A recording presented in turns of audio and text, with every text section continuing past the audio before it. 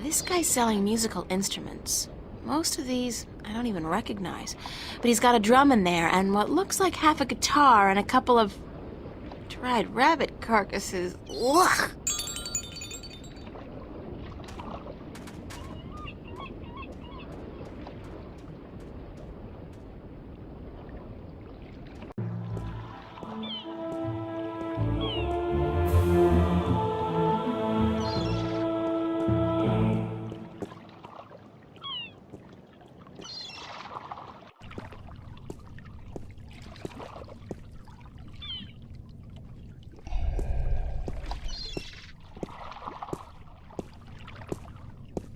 Ahoy there, matey! Pardon? Isn't that how you sailors greet each other? No. What do you say then? Usually, hello. And if it's sunny, nice day for it. We might even try a how are you today then, if we're feeling adventurous. But never, ever, ahoy. This is valuable information. Aye, matey, that it be. Why aren't you out at sea? Do you see the sail on that barge over there? Yes. Is it flapping? What? Is it flapping? Is the sail flapping in the wind? No.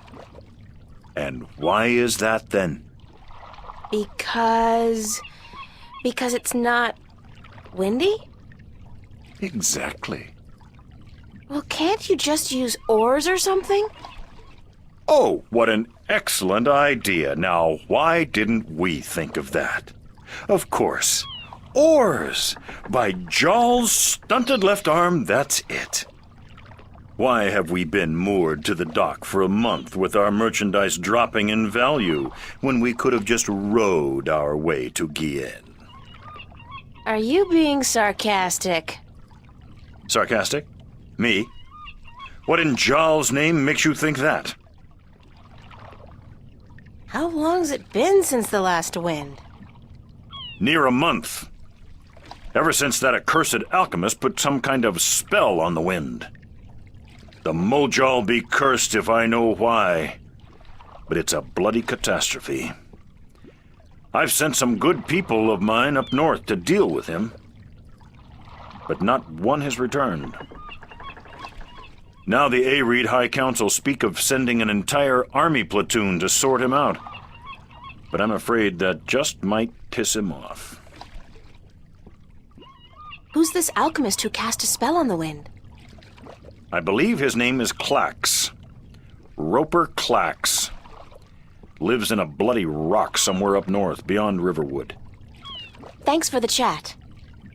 Aye.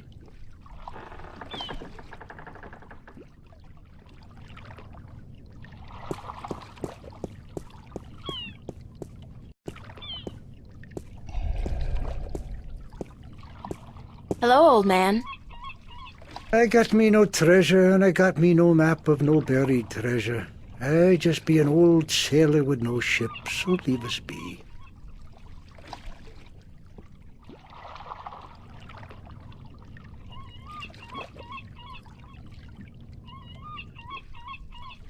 What are you doing?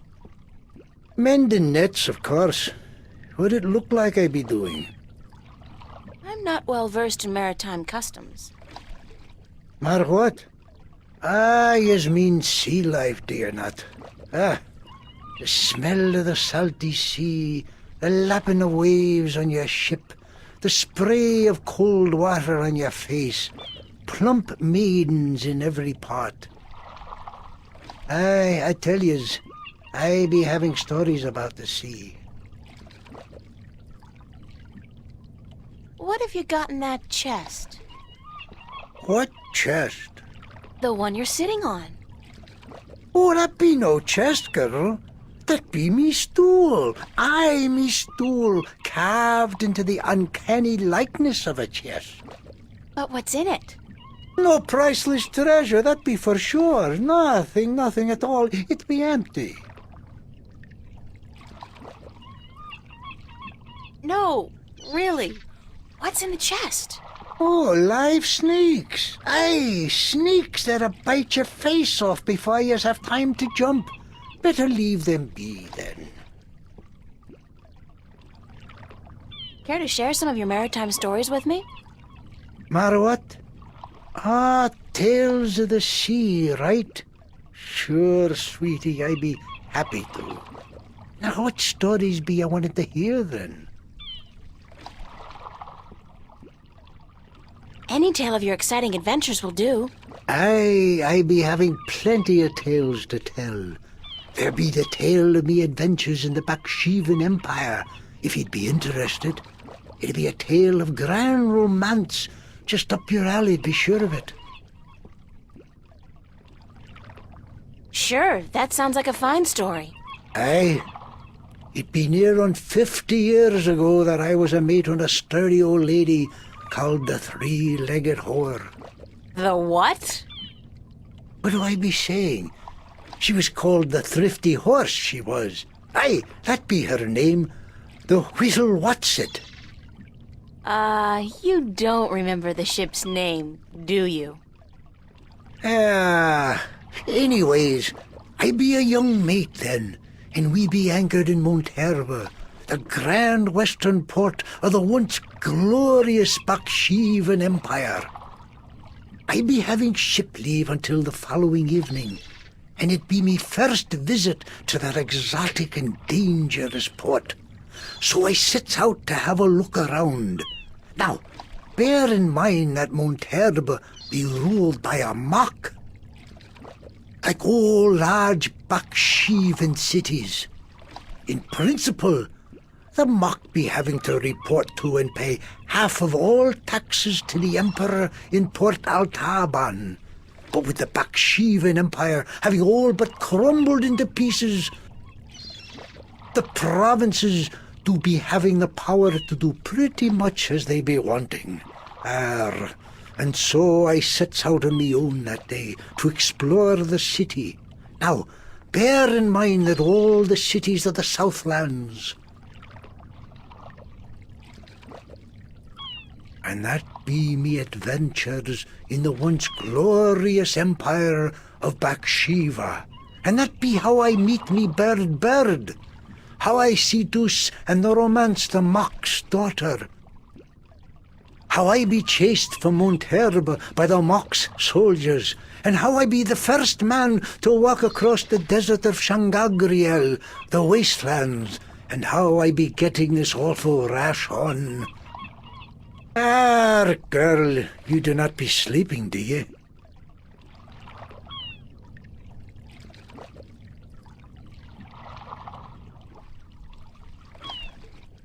What? What? Sleeping? No. Just concentrating really hard. Good story, though. Solid material. Ever considered doing a book? Aye, but the agents in Marcuria be bloodthirsty vampires with no thought but to milk your life's blood. Oh, so they take an outrageous commission, then? No, they actually be bloodthirsty vampires with a penchant for biting your neck when you ain't be looking. Huh.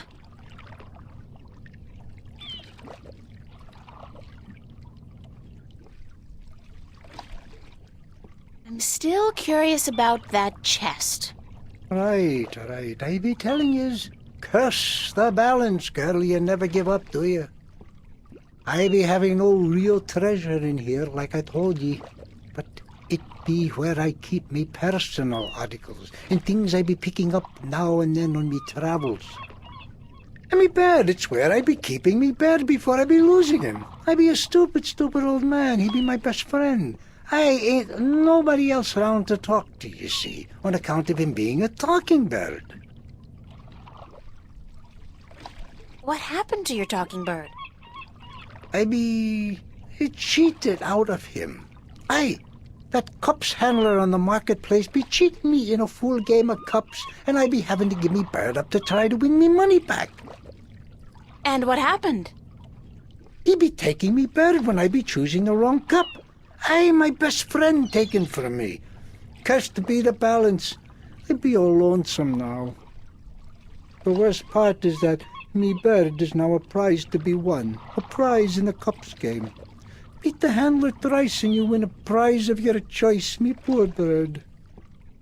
What's your bird's name? Bird. Oh. I'd better get going. Ah, yous young'uns be always running round. Everything be so important. Yous be having no time to sit down and take a breath. So go. Be not wasting your time here with me.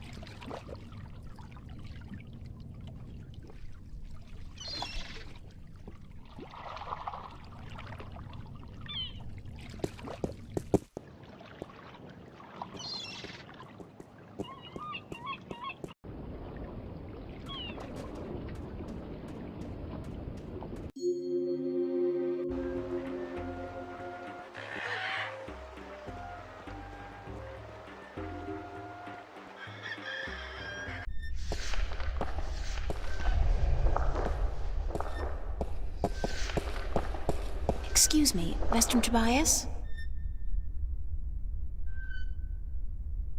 Tobias. Just call me Tobias, please.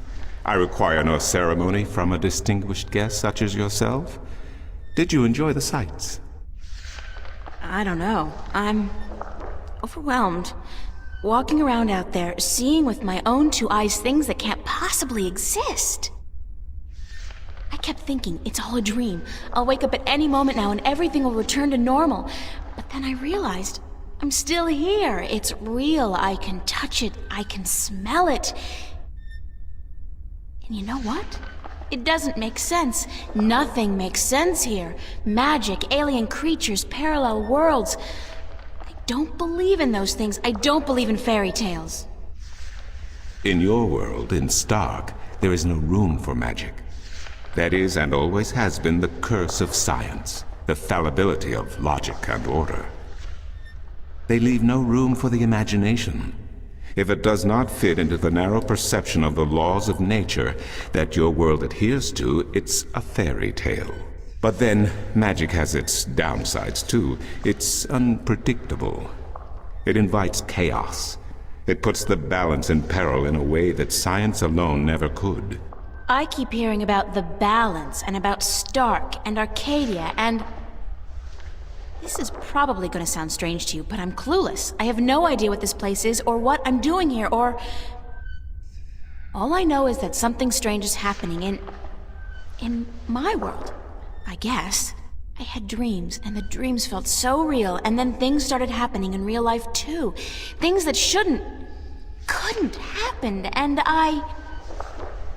I think I will begin at the very beginning. I believe that is why you were sent here, to learn, to understand, to see for yourself. Like you said, you cannot believe in this place. Well, you will. After you have learned the truth, you will. Come with me, and I will tell you the story of Earth as your books never have. And when your eyes and ears are open to the truth, perhaps your mind will follow. We can only hope. Come.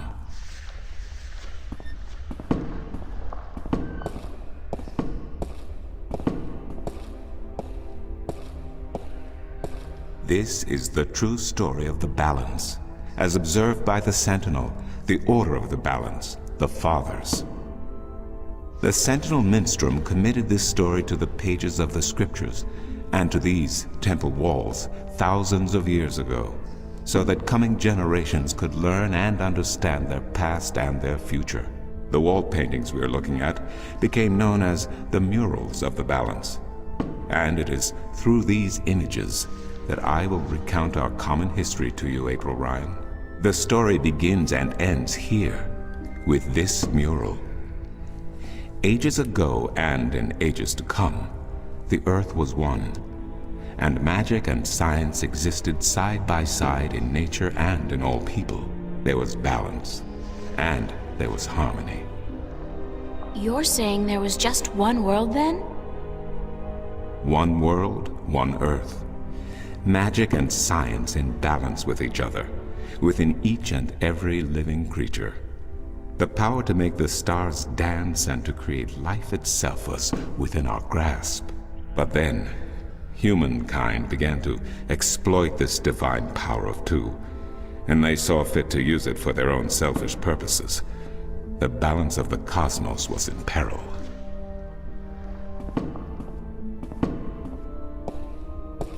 Unless something was done, unless man was humbled and learned to fear the power he wrought over cosmos, the twilight of chaos would fall upon Earth. It had happened before, in distant times and on distant worlds, and it would happen again. And every man, woman, and child of every people and every race would be devoured by the coming apocalypse. We were given a visitation then.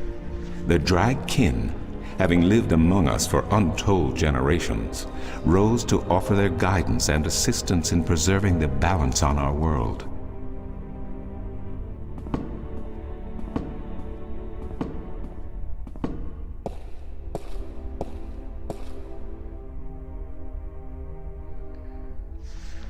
The Drag? I think I've heard that name before. Drag kin, draken, dragons, whichever name they go by, they remain the eternal servants and custodians of the balance. There were 4 of them here on Earth, and of the 4, one who would found the order of the balance, the Sentinel. The first Minstrum were instructed that magic and science would have to be separated before the balance collapsed and brought untold disaster. Earth would have to be split in 2 equal parts.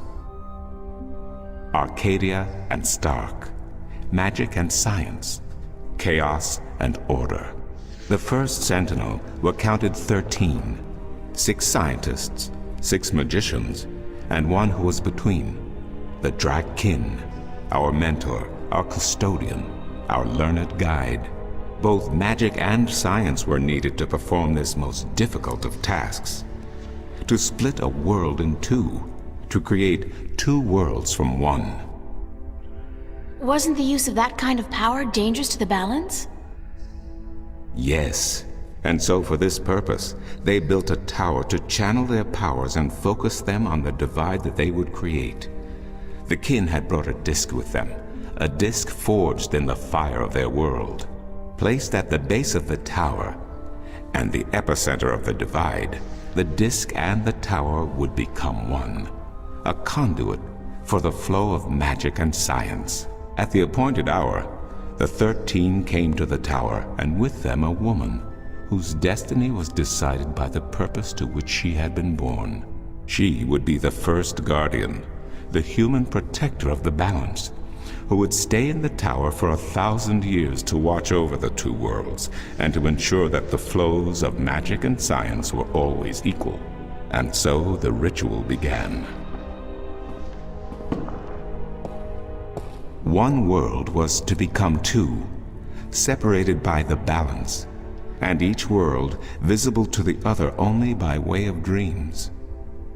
Who was ushered into which world was not an arbitrary choice, nor one taken lightly. For the magical creatures, the choice was simple. They had to go to Arcadia. Their kind would not survive in Stark. But for others, families were torn apart, lovers separated, and friends lost for all eternity. Encircled by the 12 and the one who would be guardian, the disc at the base of the tower began to spin faster and faster as more and more power flowed through it, until it was a blur. Darkness enveloped the tower, but the disc glowed brighter and brighter. Reality turned, and in one moment, a new reality had been created and 2 new worlds born. In the tower there was silence. The original disc had disappeared, and in its place was a smaller counterpart, a similar yet different disc. Around and outside the tower the world looked different. They were now between Stark and Arcadia, between reality and dream. This was the realm of the balance and of the guardian, and it would be her home for the next 1,000 years.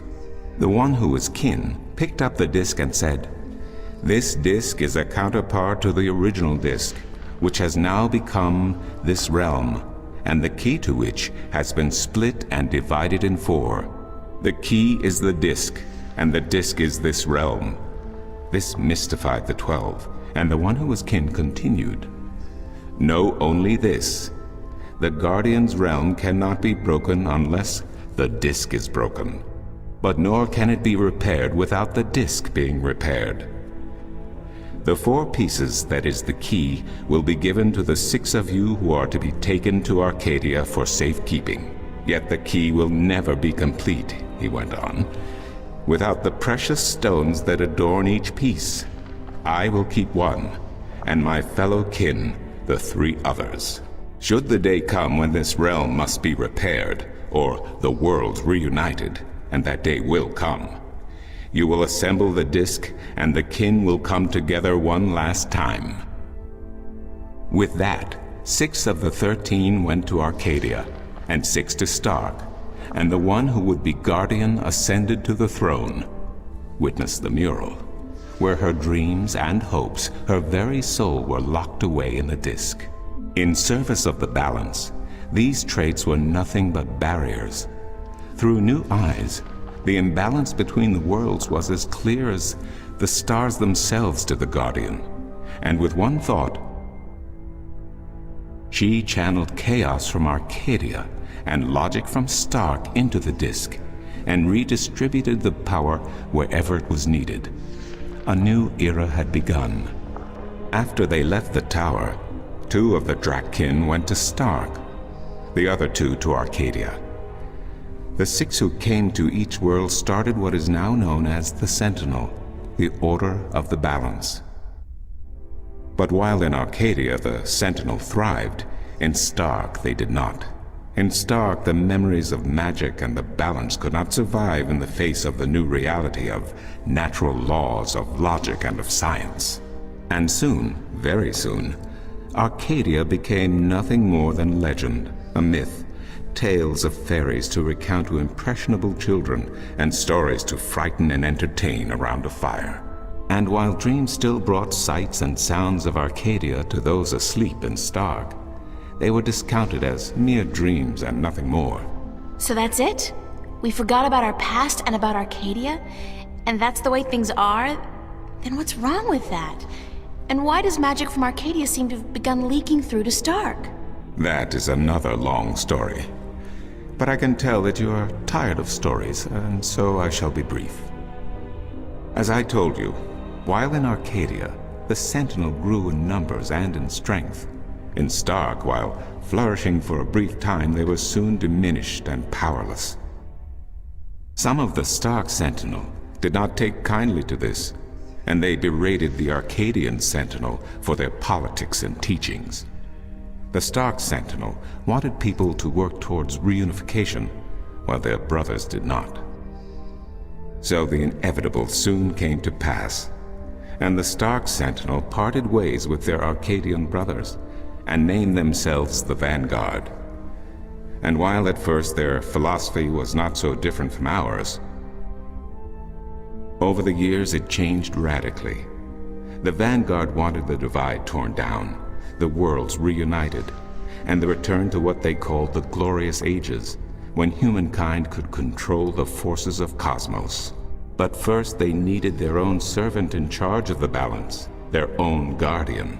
Now, every 1,000 years, a new guardian took the place of the old one, because no one can be separated from their souls for any longer than 1,000 years. Every 1,000 years, a new guardian was born. The balance provided the seed from which a new fruit grew. But now, it has been 200 years since the previous guardian, the 12th guardian, was to be replaced. Every new child born to the balance has been taken away by the Vanguard, to be studied in an attempt to control them. In every instance so far they have failed. But the 12th Guardian could wait no longer. Only a short time ago the disc in the tower shattered, and the Guardian left his throne. The balance is now untended, and we have yet to find a new Guardian. Unless we do so, the Vanguard may get their chance. And they may be able to place their own puppet on the throne, to rule the balance according to their principles. And this we cannot allow. It will mean the end of Stark and Arcadia, and the dawn of an era of chaos. Now do you see? I understand the history. I can even accept it. But I don't understand why I'm here and what Cortez wants with me. The balance is in peril, April. The Guardian has abandoned his tower. He has disappeared, and there is no one to take his place. He must be reinstated to protect the balance until a new Guardian may be found. And what can I do? I'm nobody. I've just been having a lot of bad dreams. You are a strong shifter. I have not seen your like in my lifetime. A shifter? Someone capable of opening doors between worlds. A shift. A portal between the realms of Stark and Arcadia. Are you kidding? I didn't do anything. Cortez was the one who opened the shift, and he just waved his hands around in the air. I don't think I'd be capable of opening a portal even if I had a magic wand. Only a shifter's own power can allow her to travel. No one else can do this for her. Cortez only channeled your power to aid you. He would not be able to step through this shift himself. Even if that's true, I don't have any control over my talent. Not yet. But in time you will. How else do you intend to travel back to your world? God, I hadn't even thought about that yet. Can't you help me? I'm afraid not. Even if I could shift, I would not be able to channel through you like Cortez did. So, I'm on my own? If you have any questions, I will do my best to answer them. But aside from that, yes, you are. That's so not cool. No, it has been unseasonably warm. If you don't mind, I will return to my studies now. Thank you for listening to an old man and his long stories. No, thank you. It's starting to make a little bit of sense now. That is good news. Come see me again if you have any more questions.